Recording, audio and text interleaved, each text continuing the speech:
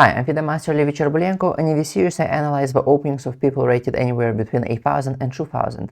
The following is a chess.com game played between 1692 versus 1666. Let's start. Alright, so e4, c5, the Sicilian defense, pawn to c3. So this is the Alapin variation. The point being that white wants to play d4, and when black takes, white want to take back with the pawn, and thus control the key central squares. Okay, so d5, this is a typical idea. When white plays c3, it's very common for black to play not d6, but all the way to d5. Let's see, e5. Okay, now this is not so common. Typically white takes, what happens is white takes, queen takes, white plays d4, and then at some point, now or later, black takes, and white ends up with an isolated pawn. But here white decided to play e5. Okay, this is not so common. e6, okay, this already is a mistake, blocking the bishop on c8. So why would black block the access of a bishop to like more active squares? I don't understand. Why play e6? Much more sense would have made to play something like bishop f5 and then play e6. We first develop the bishop, put the bishop outside the chain, then we close the chain with e6, and then we can develop the f8 bishop. So I think a much more logical move would be maybe not even immediately. I mean, black can play, for example, let's say first knight to c6, putting pressure on the d4 pawn, white plays d4, and now play bishop f5, followed by e6, and then develop the bishop, develop the knight, right, and have a good position. Why not? Or for example, if white plays here not d4 but knight f3, black can play bishop g4, for example, pin the knight, put pressure on the pawn, let's say white goes d4, and now white can play, e6, black can play e6, right? And by the way, there's like the threat of bishop takes f3, and then if queen takes f3, we can just take on d4, right? And win the pawn, cd knight takes d4, So basically we're forcing white to play gf, but then we damage their structure. So e6 is very bad. Now basically black is in a French defense position, right? In the French defense, the worst piece for black is the bishop, because it's stuck. Whereas black could have played something like knight c6, bishop f5, and that would be like the Caro-Kann. Basically, we transpose into a Caro-Kann. The difference is that in the Caro-Kann, black plays c6, d5, right? And then white can play like, e5 against the Caro-Kann, and then black has to waste another tempo on playing from c6 to c5.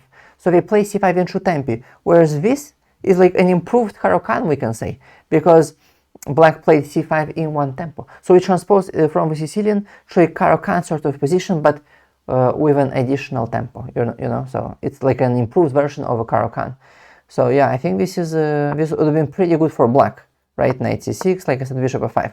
But yeah, e6 of course is a bad move, because now the bishop, now basically we transpose into a closed French, with a poor bishop on c8. Okay, d4.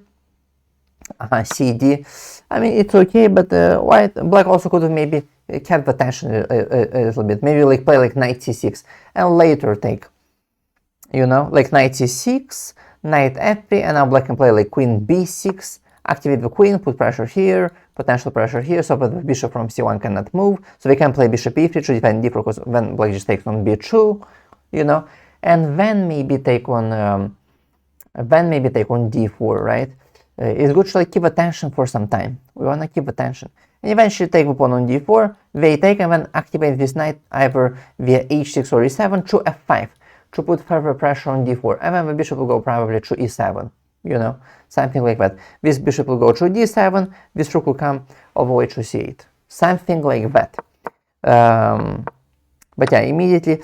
Now, one of the reasons why maybe immediately cd is not the best is because now, after cd, white has this knight c3, whereas like if black does not take, they do not have knight c3. So they have to put it like on d2, for example, which blocks the bishop, blocks our queen, right? Blocks queen's access to d4. Or we have to put it like on a3, which is kind of weird, in the corner, plus then black can maybe like take on d4 and then take the knight potentially. See, so white's like options are limited, whereas if black takes right now, then white has knight c3. And which is a much more active square, and then from c3 it can go potentially to b5, or if black ever goes queen b6, now white, because white has knight c3, they can play knight a4, attacking the queen. So you see my point. You give white knight c3. So this is, I think, not the best. But okay, let's see. cd. Okay, knight c6. Oh, like I said, knight c3. Yeah. Okay. Knight e7. Yeah, that's fine. That's fine. Knight e7. Another move would have been queen b6, right? Putting pressure on the d4 pawn. But okay, here also sometimes we develop a knight h6, point being not to block the bishop on a8. When you play knight e7, we temporarily block the bishop on a8. Sometimes that's not ideal, so just know that knight h6 is also okay. And if white takes on h6, we take gh, and yeah, it's a double-edged position. On one hand, we have a weakened pawn structure, potentially, you know, maybe a bit weak king when we castle kingside. On the other hand, we have a g file, which gives us some dynamics, some counterplay on the g file, plus we get the true bishops. So it's double-edged. But okay, black played knight e7, pawn f4, huh? Not so sure about this, you know? Pawn f4. I mean, I understand the point. I mean, white wanna take more space. This is white's goal, right? To take more space, and then maybe in the future, white's hoping for some pawn storm on the king side. Maybe like they get a bishop on d3, maybe a pawn on g4, and then pawn storm with f5, and then maybe fe or f6, right? That's the goal, right? To gain space, to fortify even more the e5 pawn, and potentially to make a pawn break. Now the problem is a couple of problems. One, in the opening we should prioritize quick piece development, the quickest possible piece development, and castling, which is king safety, right? So when you play f4, you're wasting time, you're making a pawn move, you're not, this is not king safety, you're not castling, you're not developing your minor pieces, so it's too slow. This can be risky, it's just too slow. You should prioritize piece development. One, two, potentially it weakens the dark diagonals for white, right? The a7 g1 diagonal and the h4 e1 diagonal, you know, so it's kind of risky. It just weakens the diagonal, you overextend. Typically we do not move the f-pawn because it simultaneously, when you move the f-pawn, simultaneously weakens two diagonals, okay? That's another reason. Another reason is it blocks this bishop. When you play f4, this bishop is now stuck. Is stuck. Whereas if white did not play knight, pawn f4, then white could play like knight f3, for example, you know, and then g5 is pretty weak for black. So then eventually white could play like, you know, maybe bishop g5 or knight g5 or whatever, or let's say black plays g6, for example, who knows. Then this bishop on c1, you know, could exploit those weak dark squares, go to h6, go to g5, right, and exploit those squares. Or let's say black plays h6, for example, yeah, to prevent knight g5, they play h6. Well, then h6 is a potential target for our bishop. In the future, we might even maybe sacrifice our bishop, you know. Maybe play like bishop e3, queen d2, the other bishop goes to d3, and then we sack on h6. gh queen takes h6, for example, right, in the future. And then get an attack on the king side, see? So we do not want to block our bishop. When we play f4, we really block our bishop, and it becomes useless. So much more effective in these kind of positions is to have your bishop open, okay? So all these things considered, I think white should have played knight to f3. Yeah, knight to f3. But okay, pawn f4, okay, knight f5, knight f3, okay. Now what is this? This makes no sense. Why would black play g6? At this point, this makes no sense. Again, wasting time. I mean, first move that comes to mind is queen b6, the most typical French move. Activating the queen, putting pressure here, right? And now, how does white defend, right? I mean, if you go knight e2, not ideal because it blocks the f1 bishop. It blocks the f1 bishop, and so it's passive, so not ideal. They can play bishop e3 because we just take.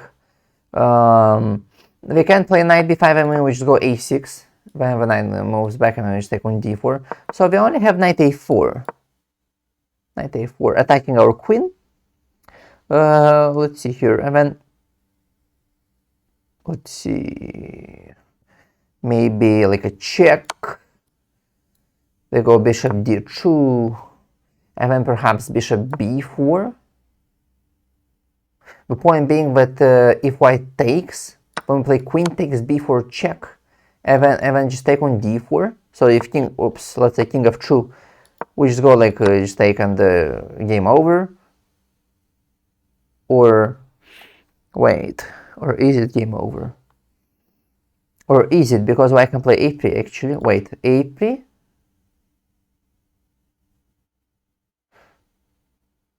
and then, yeah, see, we can go here or here to defend our knight. Yeah, maybe not so, maybe it's not so easy actually. Yeah, maybe, let's see, yeah, not so easy maybe, but I mean, at least white cannot castle, so the king could be potentially weak, you know, and maybe black can play some other move, maybe like b5, I don't know, attack the knight, right? The knight has to move, you know, and then we take on d4, maybe something like this, yeah, could be interesting potentially. Yeah, something like this. There's even like knight b4 is interesting potentially, you know, threatening some like discover check. Also knight e3 is coming, right? Attacking the queen, attacking the bishop. So yeah, knight takes b4 also pretty interesting. Also next maybe like bishop d7, attacking the a4 knight. Rook will come to c8. So it's pretty interesting. And like white always has this d4 pawn, but it's like a potential target, the d4 pawn, right? So this looks not bad for black. So yes, this would be impossible. So that's one way. Another logical move would be like bishop d7, also typical. To activate a little bit this bishop and then play rook to c8, right? Put it on this open file. Another typical idea, which is more like prophylactic thinking. We know that white might want to play g4 at some point, because like this knight on f5 is really great, putting great pressure on d4. So it's quite typical for white to play g4 for two reasons. One, prophylactically, to get rid of our knight, but two, like I said, potentially to make their own, you know, pawn storm. So then a very good typical idea in this kind of positions is h5, to control the g4 square. This is very typical. To control f5, we need to control g4. So h5 is a very typical square to fortify our knight, to secure our knight on f5. You know, and now we cannot play g4. And if they play h3, well, first of all, they still cannot play g4, because we just go hg, hgm, and rook takes h1.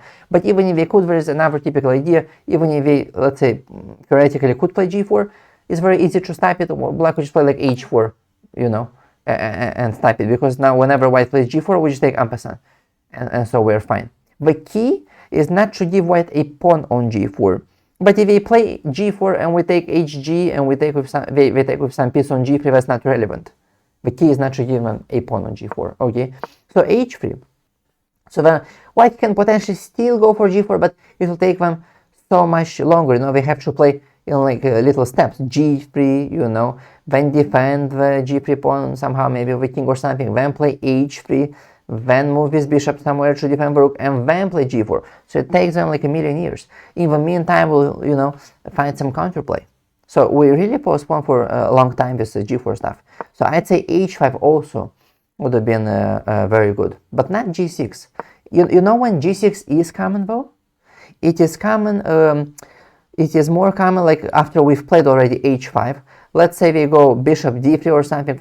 Here they cannot play bishop d3 because we just take on d4. But let's just imagine. But they could.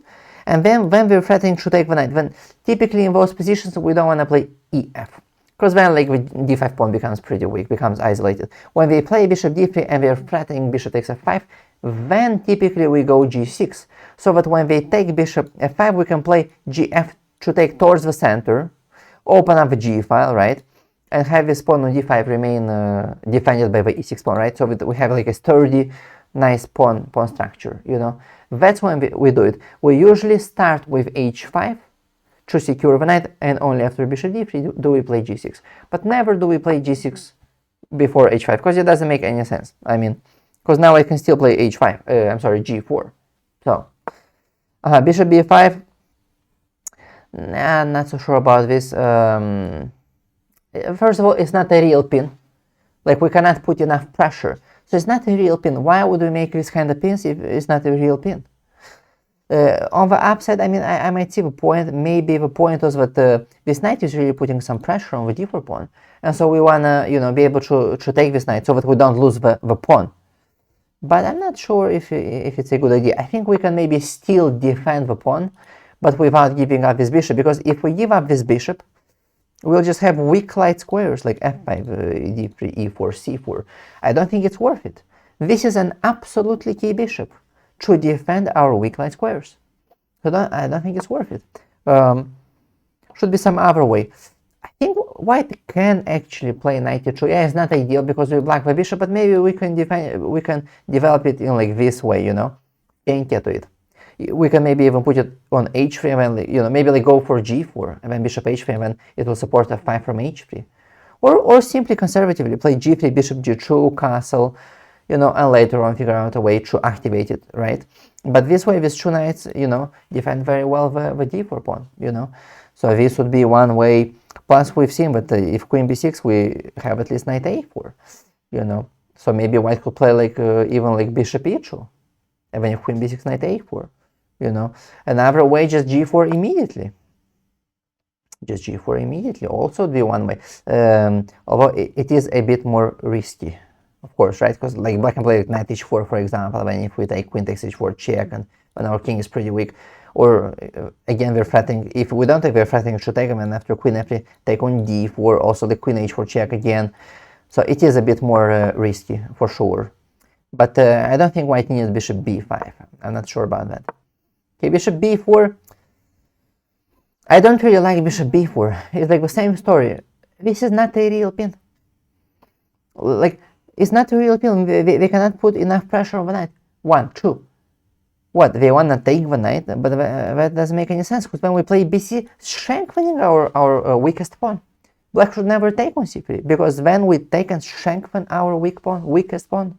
Not only that, but if black trades, then we'll have very chronically weak dark squares, which our bishop will completely dominate, right? We'll find a way to activate it via like this diagonal a3, or maybe we'll slide it like this, right?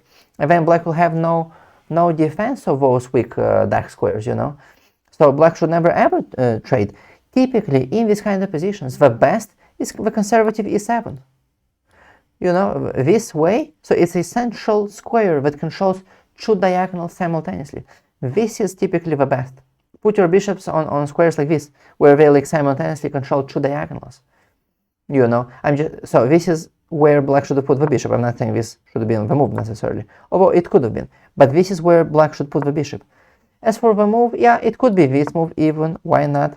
It could be h5, as I said earlier, to secure the knight against g4, right? This is very typical of this kind of stuff. Black really controls the light squares. That means the light squares. Black could also play queen b6, right? Putting some maybe pressure. It's not like they want to take, but you know, still like eyeing the bishop. Now white cannot play knight e4 because black just takes the bishop. So still some pressure, and pressuring the d4 pawn, you know. Next, maybe bishop d7 and pinning the knight rook c8, and then already knight d4 is a threat. And so then what does white do? They can't play knight to e2 to defend the d4 pawn, because then we just take the bishop. So then, after black unpins the knight, if white wanna defend the d4 pawn, they have to take. But then, let's say bad trade, because white will have very chronically weak light squares, you know. So, you know, queen b6 would have been possible, h5 would have been possible. Bishop d7 would have been possible, unpinning the knight, you know, and again, that similar kind of stuff, right? You know, and maybe then h5 or bishop. So as you can see, there's various move orders, you know. But ultimately, it looks like white will have to give up his light square bishop and have weak light squares. So it looks like white's gonna get worse here. But okay, but definitely not bishop b4. We do not put the bishop on b4, it's a waste of time. We don't want to take on c3 anyway. I mean, black doesn't want to take on c3, so why play bishop b4? Waste of time. Oh, okay, so white castled. Okay.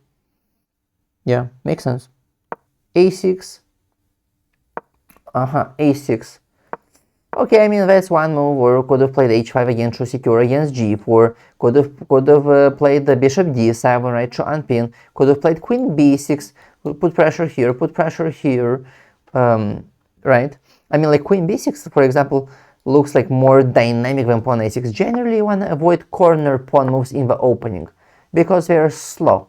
Like when you play queen b6, you still put some pressure on the bishop. Like, for example, you're threatening bishop c3, you know, stuff. And if you take the bishop, although white could take first on c6 with check and then take on c3. But anyway, you see my point. You still have some pressure, but also pressure on d4. But you see, it's more dynamic. There's still some tension, still some pressure, but more dynamic. It's more multifunctional, you know, defense, attack and stuff. Whereas when you play a6, it's just a corner pawn move. Not the most dynamic, but okay.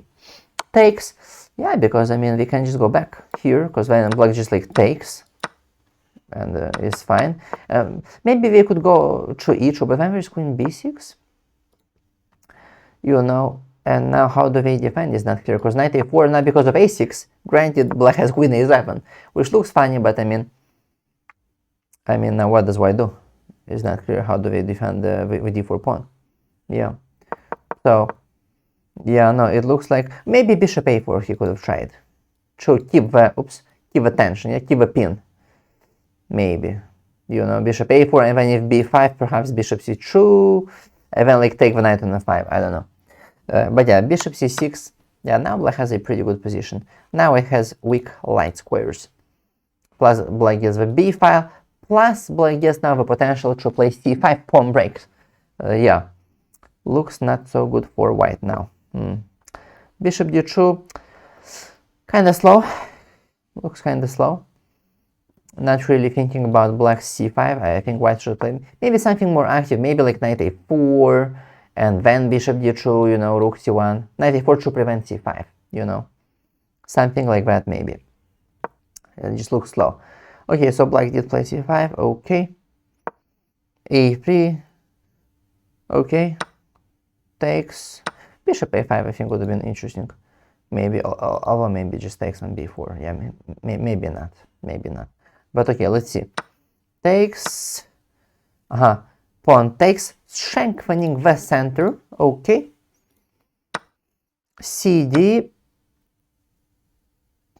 okay, cd, okay, not so sure about this bishop d7.